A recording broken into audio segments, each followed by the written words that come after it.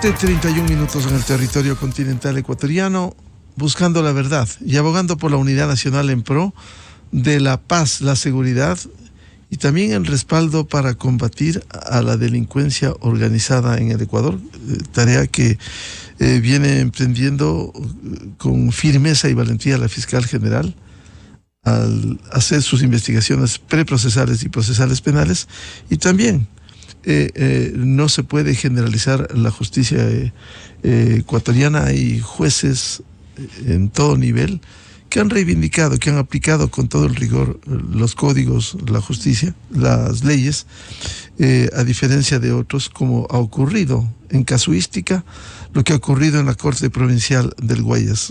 Es una vergüenza que una presidenta de la Corte del Guayas hasta hace un mes y 7 jueces estén presos por dictamen riguroso del juez que asumiera este proceso en esta instancia, y que demuestra lo que la fiscal general ha argumentado.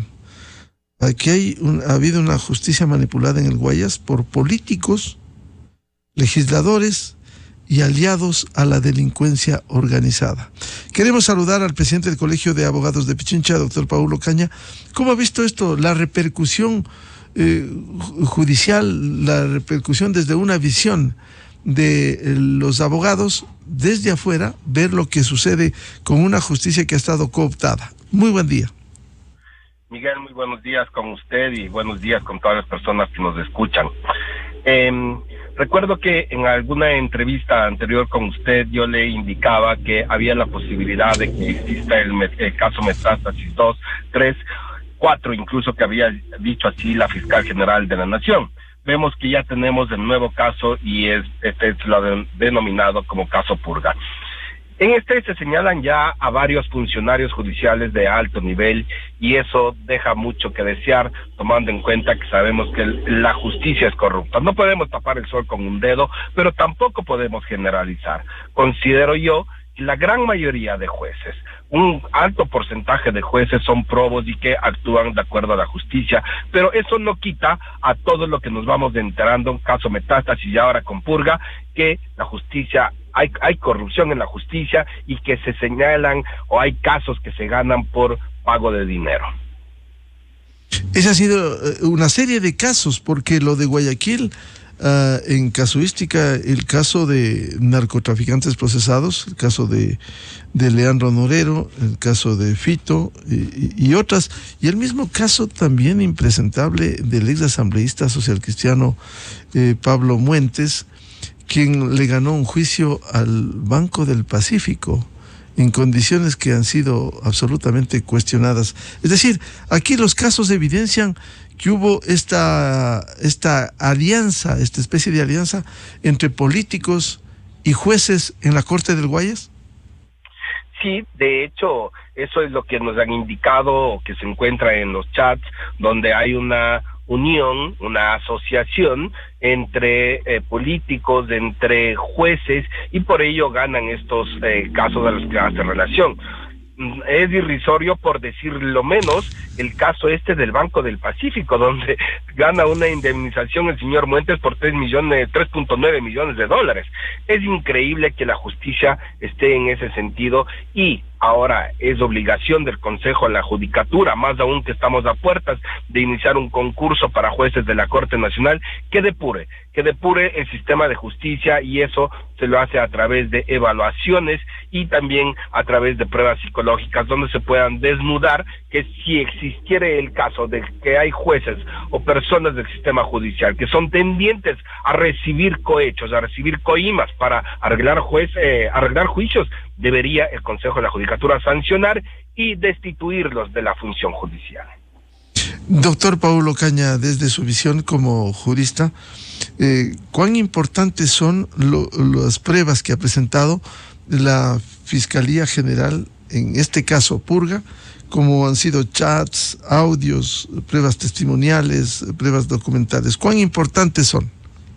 Bueno, hay que hacer hincapié y aclarar algo. No son pruebas todavía en materia penal. En este momento que estamos en una instrucción fiscal, se las conoce como indicios y o evidencias. estos se constituyen en prueba en el momento de juicio. Pero, yendo a su pregunta, Miguel, ¿qué tan importantes son?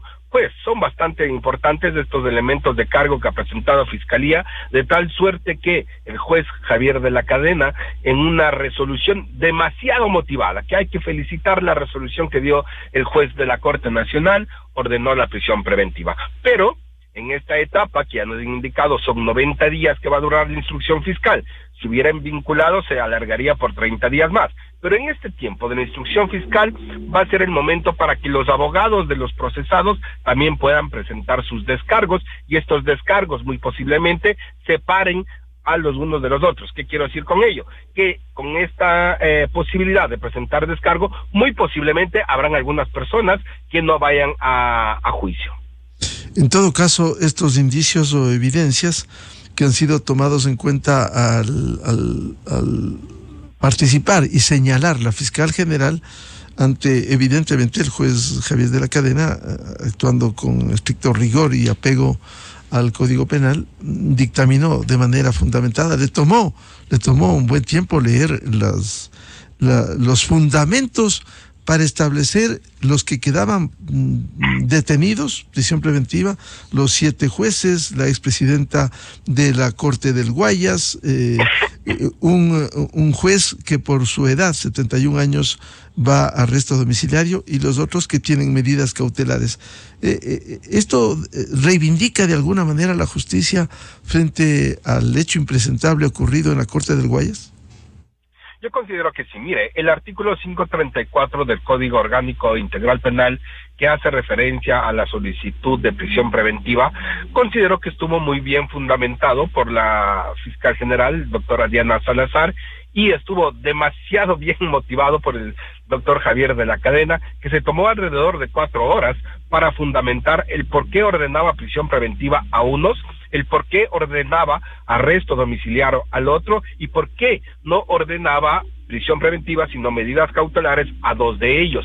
Y eso es lo correcto, esa motivación que deduce que se ha hecho un análisis consciente sobre lo que indica la una parte, que es Fiscalía, versus lo que indican los abogados de los procesados, y con ello la resolución que tomó el doctor Javier de la Cadena es bastante contundente, más allá de que se puedan pedir apelación a la prisión preventiva, que se pueda reforzar los argumentos para que no tengan esta prisión preventiva, pero ahora ya entramos en ese proceso, en esta parte de la instrucción fiscal, donde es fundamental para uno y para otro lado, para Fiscalía y para los procesados, para presentar estos elementos de cargo y de descargo. No olvidemos que Fiscalía también tendrá la posibilidad de pedir pericias, de pedir algunas versiones, de pedir más elementos de convicción que determinen tanto la materialidad, es decir, la existencia del delito, como la posible responsabilidad de las personas a quien hoy ya está imputando.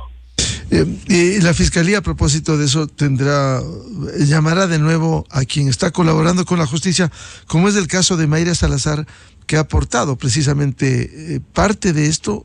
Ha salido de su teléfono, sus contactos con quienes hoy están detenidos, doctor Ocaña.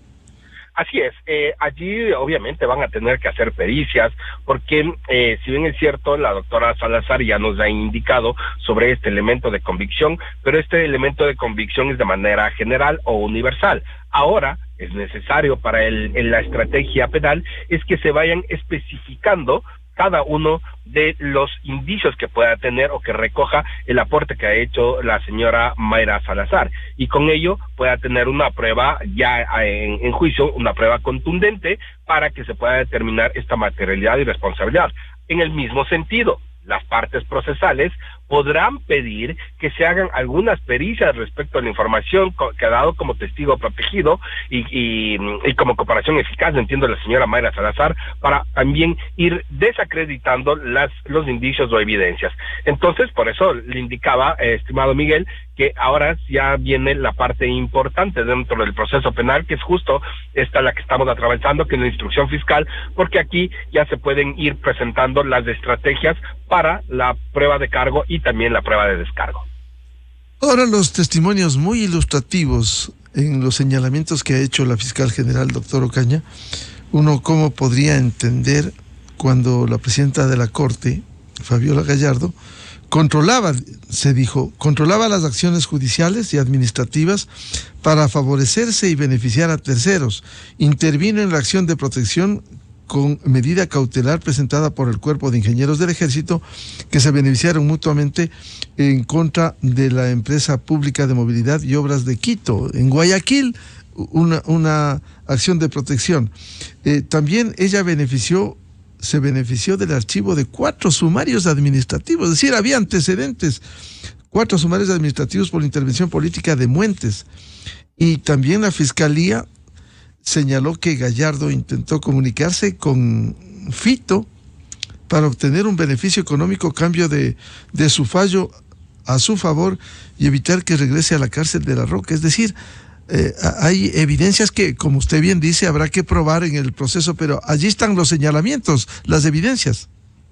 Sí, yo le indicaba, Miguel, de manera general, pues son 12 personas las que están siendo procesadas, unos más complicados que otros. Unos tendrán que hacer ciertas pericias o presentar ciertos descargos diferentes de los otros. Así, por ejemplo, en este caso que usted puso a colación como ejemplo, esto de la acción de protección, habrá que ver quién estuvo detrás de ellos, si solo fue, mejor dicho, si fue el director jurídico, la directora jurídica, o fue el cuerpo en sí.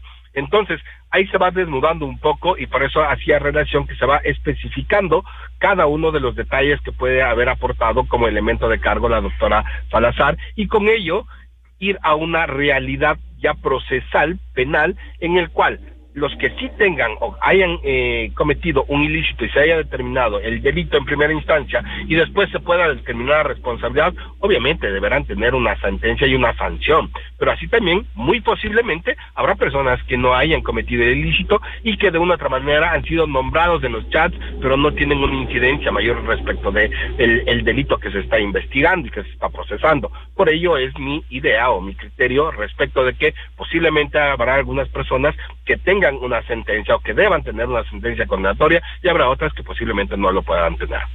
Doctor Pablo Ocaña, la prisión preventiva de quienes están señalados irá por 90 días y luego en el desarrollo del juicio pudiera llegarse a la sentencia condenatoria, pero al menos este dictamen les lleva a la prisión preventiva por 90 días durante la investigación. Sí, mire, una vez ordenada la prisión preventiva, que se lo hace en primera instancia en la formulación de cargos, como sucedió en el caso Purga, hay los recursos. El primero, el recurso de apelación a la prisión preventiva, donde sortearán un tribunal de apelación dentro de la Corte Nacional mismo para que atienda los alegatos que presenten las partes procesales. Con ello podrán ratificar la prisión preventiva o levantar esta prisión preventiva y ordenar otras medidas.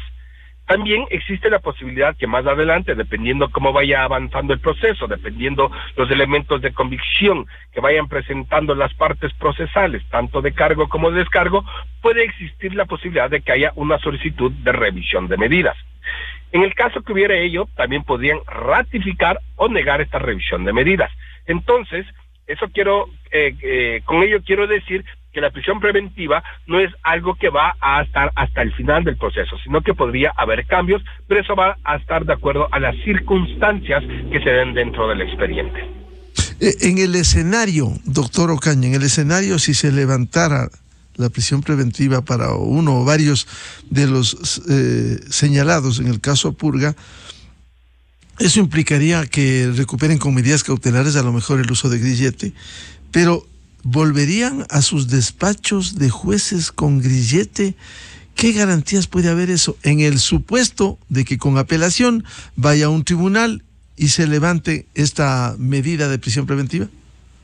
En el supuesto que usted acaba de indicar, Miguel, en efecto, el artículo 522 del Código Orgánico Integral Penal determina que hay medidas alternativas a la prisión preventiva. Y una de esas, o varias de esas, son prohibición de salida del país, presentarse ante la autoridad que se ordene y también el uso del grillete. En efecto, si es que pasare ello, los jueces podrían asistir a sus lugares de trabajo para seguir haciendo sus labores o seguir ejerciendo sus labores, porque no olvidemos que el principio de inocencia está intacto, pues no se ha llegado a una sentencia ejecutoriada. Ahora, Eso en la parte penal, pero en la parte administrativa, el Consejo de la Judicatura, tomando en cuenta que existe ya este proceso, donde ya hay una prisión preventiva, podría hacer ya algunas actuaciones para que, en el caso de que así sucediere, en el supuesto que usted indica, puedan tomar medidas para que no sigan fallando, para que ya no sigan resolviendo y estén por cierto tiempo alejados de poder resolver, y con ello no se fraude o no se tenga miedo de que las resoluciones que puedan tomar puedan ir afectando no solo dentro del caso, sino en otros expedientes. Claro, en el Consejo de la Judicatura tienen la atribución de dar una suspensión temporal si se establece un proceso administrativo y disciplinario contra uno o varios jueces. Pudiera haber una suspensión temporal. Quizás la preocupación hoy en Guayas es que pudieran retornar y a seguir despachando, tratando juicios quienes precisamente están involucrados en estas presuntas graves irregularidades, doctor Ocaña. Sí, en efecto, es una preocupación bastante latente, pero considero ahí que el doctor Álvaro Román, como presidente del Consejo de la Judicatura, debe tomar las medidas adecuadas, y esta suspensión a la que hace usted relación, que en efecto, si es que ese fuera el caso, si es que se concediera el recurso de apelación o la revisión de medidas más adelante, obviamente debería suspenderse para no tener este miedo que puedan decidir en casos que obviamente afectarían a las partes procesales. Finalmente, doctor Paulo Ocaña, ¿cómo ve usted el desarrollo de este caso Purga que ha escandalizado al Ecuador? ¿Cuál debiera ser el final? Siempre insistiendo, debido proceso, derecho a la defensa y principio de inocencia. Bueno, estamos, como le decía, en la etapa de instrucción fiscal, donde ya se ha indicado que van a durar 90 días.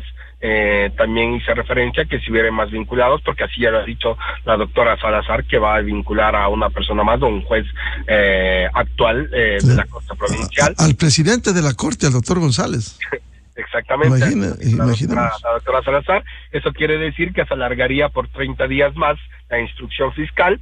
Entonces aquí se van a presentar los elementos de cargo y de descargo, y con ello Fiscalía ya podrá tener un análisis muy objetivo para poder imputar y después ya acusar a quien corresponda y a quien se deba. Y en el caso de que existieran algunas personas que no se pueda determinar sobre la participación en este delito, obviamente deberán dictar un dictamen abstentivo. Bien, muchas gracias. La revista de Opinión Democracia agradece al presidente del Colegio de Abogados de Pichincha, doctor Paulo Ocaña, por abordar e ilustrarnos sobre el caso Purga aquí en el Ecuador, que involucra a jueces y juezas de la Corte del Guayas que están hoy en la cárcel. Muy amable, Paul, su atención a la revista de Opinión Democracia. A usted, Miguel, muy amable. Un buen día con todos. Enseguida, en la revista de Opinión Democracia. 7:49 minutos en el territorio continental ecuatoriano. Vamos a una pausa publicitaria y, buscando la verdad, volvemos un diálogo aquí en estudios con la ministra de Trabajo, doctora Ivonne Núñez. Temas de interés. Una de las preguntas en el referéndum que tiene que ver con el contrato a plazo fijo y por horas, y otras que devienen de una política laboral en el Ecuador. Desde 1984 con Gonzalo Rosero. La revista de Opinión Democracia. Siempre líderes, siempre confiables. Enseguida regresa Miguel Rivadeneira a la búsqueda de la verdad. Inicio de espacio